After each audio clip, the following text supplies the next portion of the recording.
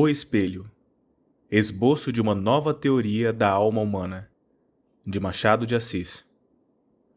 4 ou 5 cavalheiros debatiam, uma noite, várias questões de alta transcendência, sem que a disparidade dos votos trouxesse a menor alteração aos espíritos.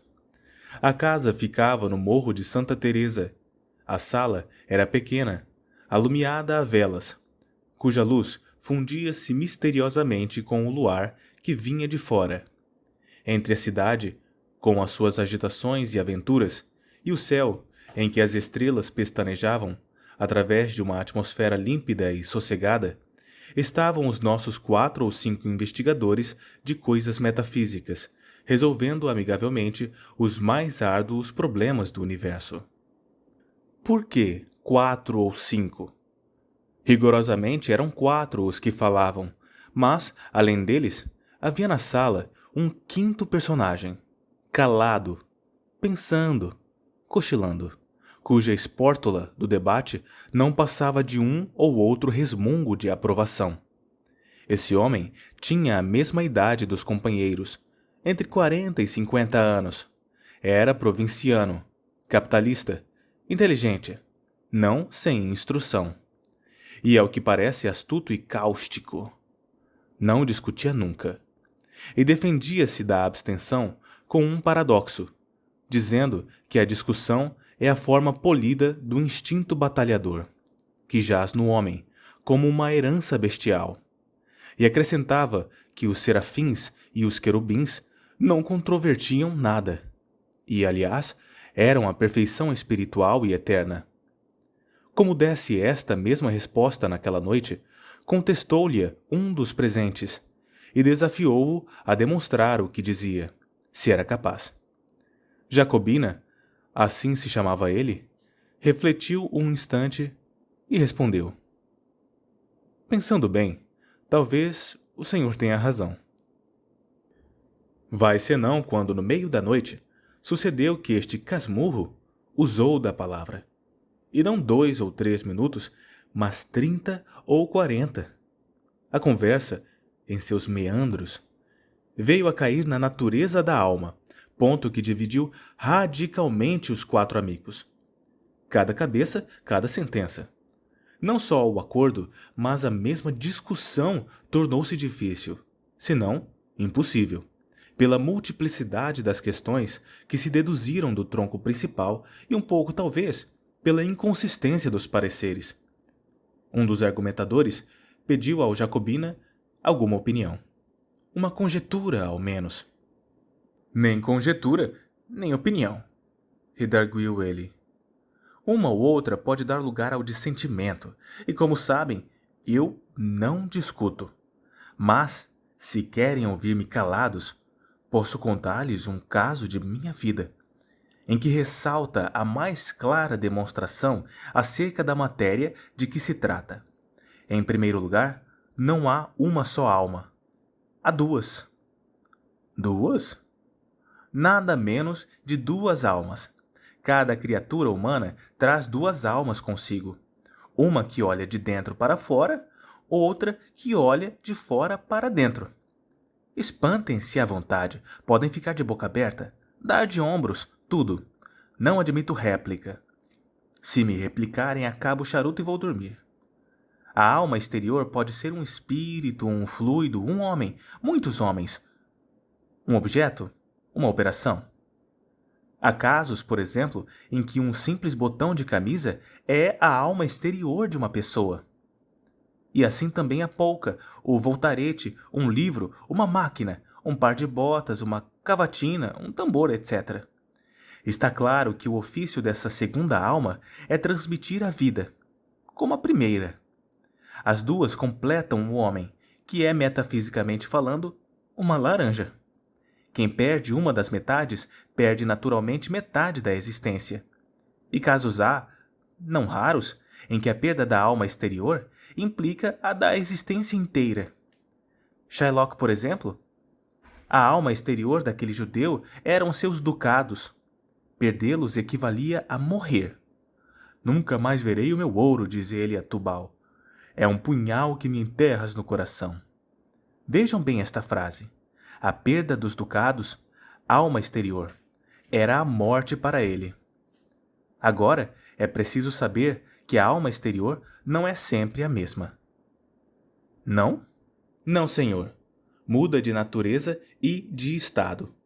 Não aludo a certas almas absorventes, como a pátria, com a qual disse o Camões que morria, e o poder, que foi a alma exterior de César e de Cromwell. São almas enérgicas e exclusivas, mas há outras, embora enérgicas, de natureza mudável. Há cavalheiros, por exemplo, cuja alma exterior, nos primeiros anos, foi um chocalho, ou um cavalinho de pau, e mais tarde uma provedoria de irmandade, suponhamos.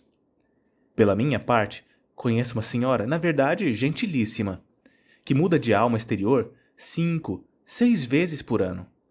Durante a estação lírica, é a ópera. Cessando a estação, a alma exterior substitui-se por outra. Um concerto, um baile do cassino, a Rua do Ouvidor, Petrópolis. Perdão, essa senhora quem é? Essa senhora é parenta do diabo e tem o mesmo nome. Chama-se Legião. E assim outros mais casos. Eu mesmo tenho experimentado dessas trocas. Não as relato, porque iria longe. Restrinjo-me ao episódio de que lhes falei. Um episódio dos meus 25 anos. Os 4 companheiros, ansiosos de ouvir o caso prometido, esqueceram a controvérsia. Santa curiosidade! Tu não és só a alma da civilização, és também o pomo da concórdia. Fruta divina, de outro sabor que não aquele pomo da mitologia. A sala, até pouco ruidosa de física e metafísica, é agora um mar morto. Todos os olhos estão no Jacobina, que conserta a ponta do charuto, recolhendo as memórias. Eis aqui como ele começou a narração.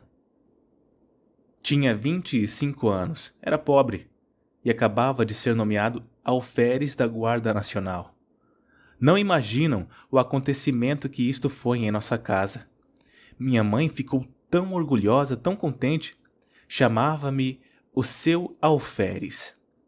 Primos e tios, foi tudo uma alegria sincera e pura. Na vila, note-se bem, houve alguns despeitados. Choro e ranger de dentes, como na escritura. E o motivo não foi outro, senão que o posto tinha muitos candidatos, e que esses perderam. Suponho também que uma parte do desgosto foi inteiramente gratuita. Nasceu da simples distinção. Lembra-me de alguns rapazes que se davam comigo e passaram a olhar-me de revés durante algum tempo. Em compensação, tive muitas pessoas que ficaram satisfeitas com a nomeação, e a prova é que todo o fardamento me foi dado por amigos. Vai, então, uma das minhas tias, Dona Marcolina, viúva do capitão Peçanha, que morava a muitas léguas da vila, num sítio escuso e solitário, desejou ver-me e pediu que fosse ter com ela e levasse a farda. Fui acompanhado de um pajem, que daí a dias tornou à vila porque tia Marcolina apenas me pilhou no sítio. Escreveu a minha mãe dizendo que não me soltava antes de um mês, pelo menos. E abraçava-me, chamava-me também o seu alferes. Achava-me um rapagão bonito. Como era um tanto patusca, chegou a confessar que tinha inveja da moça que houvesse de ser minha mulher. Jurava que em toda a província não havia outro que me pusesse o pé adiante. E sempre alferes, era alferes para cá, alferes para lá, alferes a toda hora. Eu pedia-lhe que me chamasse Joãozinho, como dantes, e ela abanava a cabeça, bradando que não, que era o senhor alferes. Um cunhado dela, irmão do finado Peçanha, que ali morava, não me chamava de outra maneira. Era o senhor alferes, não por gracejo, mas a sério. E à vista dos escravos, que naturalmente foram pelo mesmo caminho. Na mesa tinha eu o melhor lugar e era o primeiro servido. Não imaginam. Se lhes disser que o entusiasmo da tia Marcolina chegou ao ponto de mandar pôr no meu quarto um grande espelho, obra rica e magnífica, que destoava do resto da casa, cuja mobília era modesta e simples. Era um espelho que lhe dera a madrinha e que esta herdara da mãe, que o comprara a uma das fidalgas vindas em 1808 com a corte de Dom João VI. Não sei o que havia nisso de verdade. Era a tradição. O espelho estava naturalmente muito velho, mas via-se-lhe ainda o ouro, comido em parte pelo tempo, uns delfins esculpidos nos ângulos superiores da moldura, uns enfeites de madrepérola e outros caprichos do artista. Tudo velho, mas bom. Espelho grande?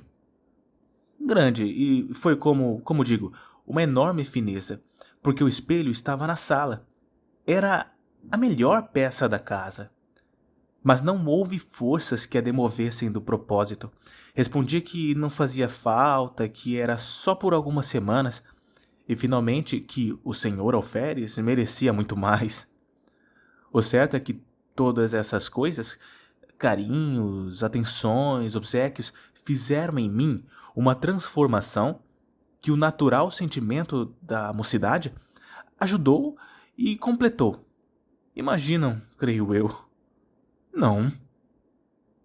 O alferes eliminou o homem. Durante alguns dias, as duas naturezas equilibraram-se, mas não tardou que a primitiva cedesse à outra. Ficou-me uma parte mínima de humanidade.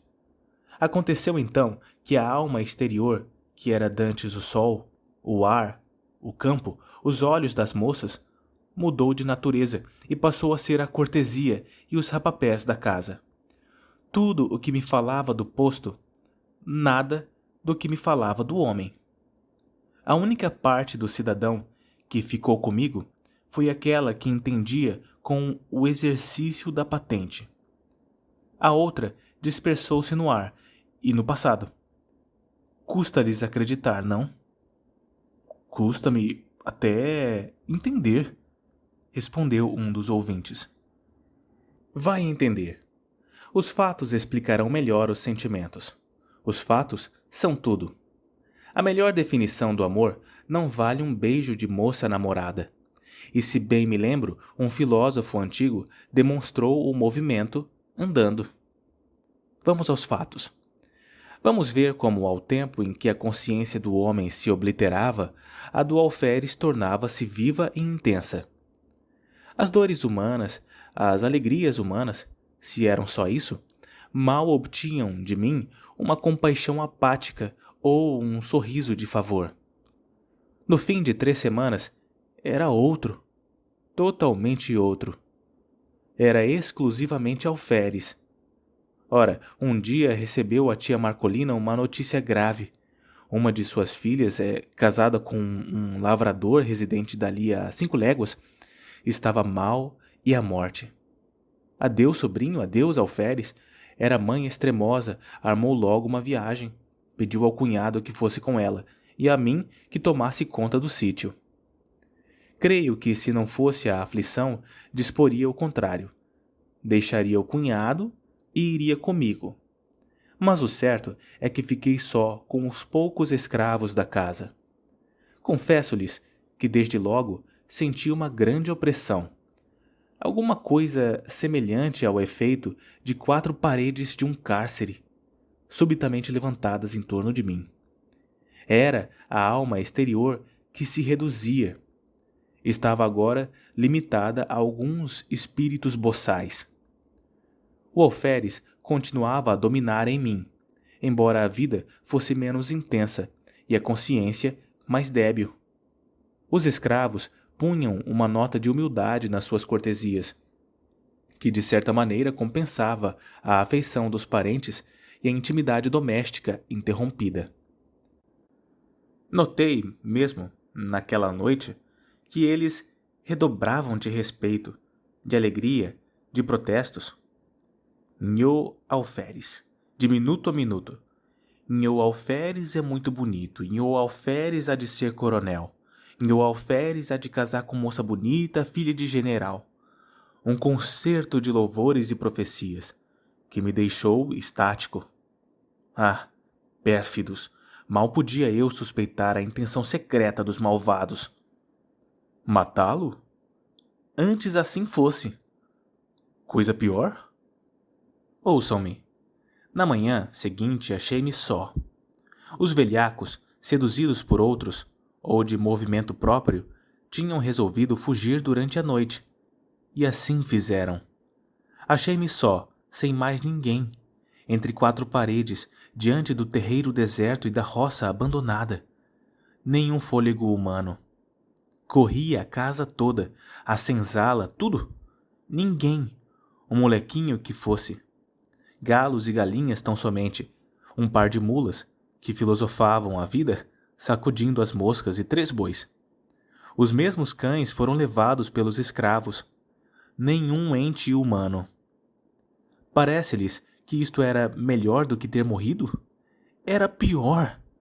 Não por medo, juro-lhes que não tinha medo. Era um pouco atrevidinho, tanto que não senti nada durante as primeiras horas. Fiquei triste por causa do dano causado à tia Marcolina. Fiquei também um pouco perplexo, não sabendo se devia ir ter com ela para lhe dar a triste notícia ou ficar tomando conta da casa. Adotei o seguinte alvitre para não desamparar a casa e porque, se a minha prima enferma estava mal, eu ia somente aumentar a dor da mãe, sem remédio nenhum. Finalmente, esperei que o irmão do tio Peçanha voltasse naquele dia ou no outro, visto que tinha saído havia já 36 horas. Mas a manhã passou sem vestígio dele. À tarde, comecei a sentir a sensação como de pessoa que houvesse perdido toda a ação nervosa e não tivesse consciência da ação muscular. O irmão do tio Peçanha não voltou nesse dia, nem no outro, nem em toda aquela semana. Minha solidão tomou proporções enormes. Nunca os dias foram mais compridos. Nunca o sol abrasou a terra com uma obstinação mais cansativa. As horas batiam de século a século no velho relógio da sala, cuja pêndula, tic-tac, tic-tac, feria-me a alma interior, como um piparote contínuo da eternidade. Quando, muitos anos depois, li uma poesia americana, creio que de Longfellow, e topei este famoso estribilho: Never, forever, forever, never. Confesso-lhes que tive um calafrio. Recordei-me daqueles dias medonhos. Era justamente assim que fazia o relógio da tia Marcolina. Never, forever, forever, never. Não eram golpes de pêndula, era um diálogo do abismo, um cochicho do nada. E então, de noite. Não que a noite fosse mais silenciosa. O silêncio era o mesmo que de dia, mas a noite era a sombra, era a solidão ainda mais estreita, ou mais larga. Tic-tac, tic-tac. Ninguém. Nas salas, na varanda, nos corredores, no terreiro, ninguém. Em parte nenhuma. Riem-se. Sim, parece que tinha um pouco de medo. Fora bom que eu pudesse ter medo. Viveria. Mas o característico daquela situação é que eu nem sequer podia ter medo, isto é, o medo vulgarmente entendido. Tinha uma sensação inexplicável.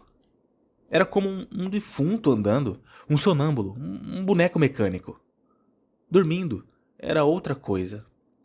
O sono dava-me alívio, não pela razão comum de ser irmão da morte, mas por outra.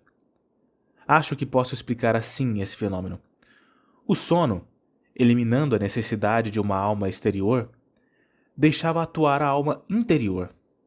Nos sonhos, fardava-me orgulhosamente, no meio da família e dos amigos que me elogiavam o garbo, que me chamavam alferes. Vinha um amigo de nossa casa e prometia-me o posto de tenente, outro o de capitão ou major, e tudo isso fazia-me viver. Mas quando acordava, dia claro, esvaía-se com o sono a consciência do meu ser novo e único. Porque a alma interior perdia a ação exclusiva e ficava dependente da outra, que teimava em não tornar. Não tornava. Eu saía fora, a um lado e outro, a ver se descobria algum sinal de regresso. Sir N, nous vois-tu rien venir? Nada, coisa nenhuma, tal qual como na lenda francesa. Nada mais do que a poeira da estrada e o capinzal dos morros.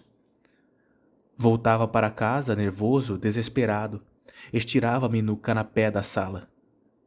Tic-tac, tic-tac. Levantava-me, passeava, tamborilava nos vidros das janelas, assobiava. Em certa ocasião lembrei-me de escrever alguma coisa. Um artigo político, um romance, uma ode. Não escolhi nada definitivamente. Sentei-me e tracei no papel algumas palavras e frases soltas para intercalar no estilo. Mas o estilo, como tia Marcolina, deixava-se estar. Sir Anne, Sir Anne. Coisa nenhuma. Quando muito, via negrejar a tinta e alvejar o papel. Mas não comia? Comia mal, frutas, farinha, conservas, algumas raízes tostadas ao fogo. Mas suportaria tudo alegremente se não fora a terrível situação moral em que me achava. Recitava versos, discursos, trechos latinos, liras de Gonzaga, oitavas de Camões, décimas, uma antologia em 30 volumes. Às vezes, fazia ginástica. Outra dava beliscões nas pernas, mas o efeito era só uma sensação física de dor ou de cansaço, e mais nada. Tudo silêncio. Um silêncio vasto, enorme, infinito, apenas sublinhado pelo eterno tic-tac da pêndula. Tic-tac, tic-tac. Na verdade, era de enlouquecer. Vão ouvir coisa pior. Convém dizer-lhes que, desde que ficara só, não olhara uma só vez para o espelho. Não era abstenção deliberada, não tinha motivo. Era um impulso inconsciente, um receio de achar-me um e dois ao mesmo tempo, naquela casa solitária. E se tal explicação é verdadeira, nada prova melhor a contradição humana, porque no fim de 8 dias deu-me na veneta de olhar para o espelho com o fim justamente de achar-me dois. Olhei e recuei. O próprio vidro parecia conjurado com o resto do universo. Não me estampou a figura nítida e inteira, mas vaga, esfumada, difusa, sombra de sombra. A realidade das leis físicas não permite negar que o espelho reproduziu-me textualmente com os mesmos contornos e feições. Assim devia ter sido. Mas tal não foi a minha sensação. Então tive medo. Atribuí o fenômeno à excitação nervosa em que andava. Receei ficar mais tempo e enlouquecer. Vou-me embora, disse comigo. E levantei o braço com um gesto de mau humor e ao mesmo tempo de decisão, olhando para o vidro. O gesto lá estava, mas disperso, esgaçado, mutilado. Entrei a vestir-me, murmurando comigo, tossindo sem tosse, sacudindo a roupa com estrépito, afligindo-me a frio com os botões, para dizer alguma coisa. De quando em quando, olhava furtivamente para o espelho. A imagem era a mesma difusão de linhas, a mesma decomposição de contornos. Continuei a vestir-me. Subitamente, por uma inspiração inexplicável, por um impulso, sem cálculo, lembrou-me. Se forem capazes de adivinhar qual foi a minha ideia, diga. Estava a olhar para o vidro com uma persistência de desesperado, contemplando as próprias feições derramadas e inacabadas, uma nuvem de linhas soltas, informes, quando tive o pensamento: não, não são capazes de adivinhar. Mas diga, diga! Lembrou-me vestir a farda de alferes. Vestia. Aprontei-me de todo e, como estava defronte do espelho, levantei os olhos e não lhes digo nada. O vidro reproduziu então a figura integral, nenhuma linha de menos, nenhum contorno diverso. Era eu mesmo, o alferes, que achava enfim a alma exterior. Essa alma ausente com a dona do sítio, dispersa e fugida com os escravos. Ei-la recolhida no espelho. Imaginai um homem que pouco a pouco emerge de um letargo, abre os olhos sem ver, depois começa a ver, distingue as pessoas dos objetos, mas não conhece individualmente uns nem outros. Enfim, sabe que este é fulano, aquele é cicrano. Aqui está uma cadeira, ali um sofá. Tudo volta ao que era antes do sono. Assim foi comigo. Olhava para o espelho, ia de um lado para outro, recuava, gesticulava, sorria e o vidro exprimia tudo. Não era mais um autômato. Era um ente, animado. Daí em diante, fui outro. Cada dia, a uma certa hora, vestia-me de alferes e sentava-me diante do espelho, lendo, olhando, meditando. No fim de 2, 3 horas, despia-me outra vez. Com este regime, pude atravessar mais 6 dias de solidão sem o sentir. Quando os outros voltaram a si, o narrador tinha descido as escadas.